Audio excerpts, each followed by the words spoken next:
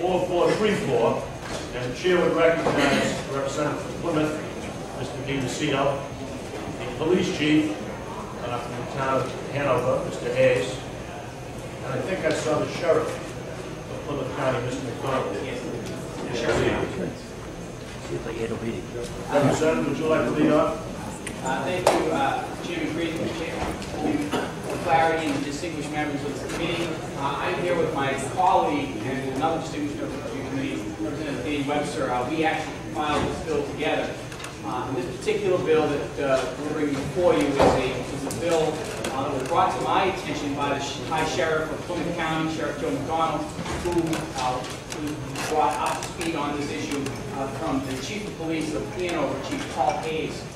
And what we're classifying a product that is really a hallucinogenic drug that is sold in the market legally.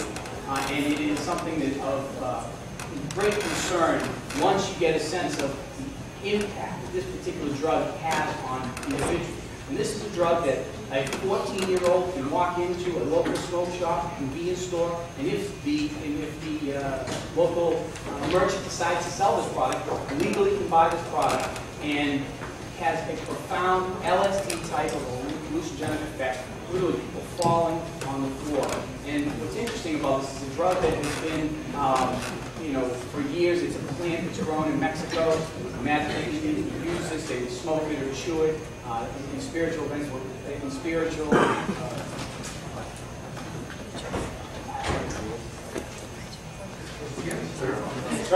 ceremonies. Things that was what I was going to forgive me. So with that being said,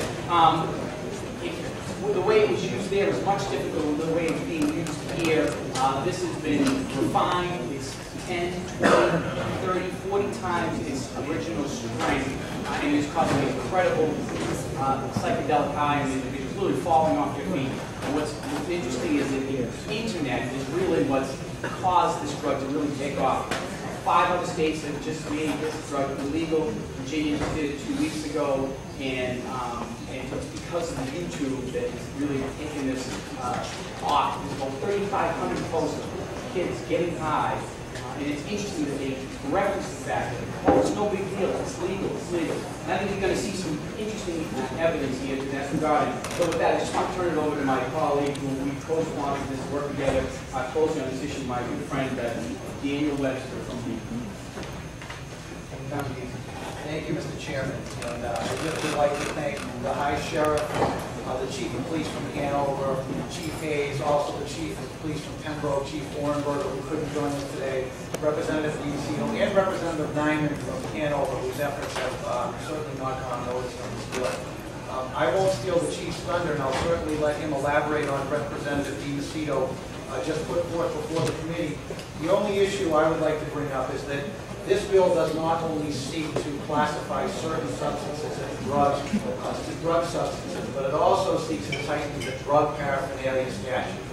From my understanding, there have not been any changes to this portion of the statute, the drug statute, since sometime in the late 90s. And one of the problems that our local law enforcement authorities are having is that in certain convenience stores, certain tobacco stocks, and other proprietorships, there are items that are being sold and masked as something other than they are. I'm talking about rolling paper that is formerly known as, or more commonly known as blunt wrappers, and also rose pipes, vases that are being marketed as vases.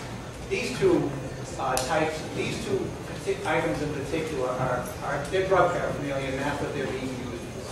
They're sold as rolling paper, but the reality of it is that people are not going into smoke shops to roll tobacco. They're going into smoke shops to buy this type of paper to roll marijuana joints. They're buying these pipes that are disguised with roses in them as crack pipes. And a handmade filter can be made, placed inside the pipe, and it's very easy to smoke unfrozen processed crack through those pipes. The problem with the drug statute right now is that it doesn't identify specific items as being drug paraphernalia. And for those of you that are attorneys, you can understand that the drug paraphernalia statute is a specific intent crime statute. So in other words, to make it simple, what has to happen is that the prosecution needs to prove to a jury or a judge that these items which are being sold, if they are going to be convicted, the shop owner of selling drug paraphernalia, they have to convince a judge or a jury that these items are being marketed, number one, as drug paraphernalia, and number two, they're being purchased as drug paraphernalia. That's not always an easy thing. When we know what these items are used for, commonly used for, it would be much simpler to identify what they are in the statute, outlaw them, and let it be known to our merchants that they can't be sold in the Commonwealth because what they're being used for to produce drugs. And having said that, I'll turn it over to